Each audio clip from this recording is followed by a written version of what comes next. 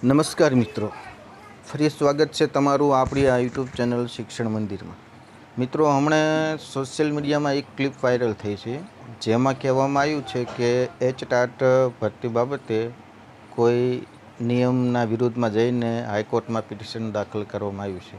આવી clip social મીડિયામાં viral થઈ છે, જે મારા નજરમાં આવી એટલે મેં ખાસ ટેટાટ ઉમેદવારો માટે ખાસ આ વિડીયો બનાવી રહ્યો છું મિત્રો, કે આ એક પ્રકારની અફવા પણ હોઈ શકે મિત્રો। કારણ કે હજી પિટિશન બાબતની કોઈ એવી આપણે જાણકારી કે કોઈ એવી માહિતી આપણને મળી નથી કે ખરેખર શું એચટાટ બાબતે પિટિશન થયેલી જ છે। તો મિત્રો, હજી લગીને આપણે ક્યાંયથી એવું જાણવા મળ્યું નથી કે આ પ્રકારે કોઈ પિટિશન હાઈકોર્ટમાં થયેલી છે મિત્રો।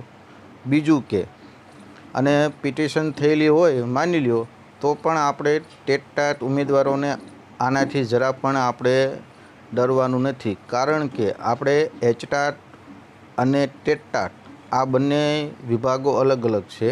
એટલે એચટાટમાં કદાચ પિટિશન થઈ હોય તો પણ આપણી ટેટાટ ભરતીને આમાં કોઈ વાંધો આવી શકે એમ નથી, કારણ કે એ સ્વતંત્ર અલગ વિભાગ છે, એટલે એનું અલગ એ ભરતી પ્રક્રિયા છે મિત્રો। એટલે આપણે કોઈ ઉમેદવારોએ આનાથી હતાશ થવું નહીં।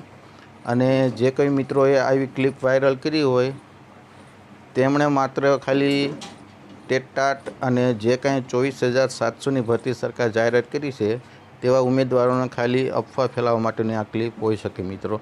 સાચી હકીકત શું છે તે હવે આપણે આવનારા સમયમાં પણ ખબર પડી જશે કે આ સાચું છે કે ખોટું છે, પણ હાલમાં તો આપણે માની લેવી કે આ એક અફવા જ છે।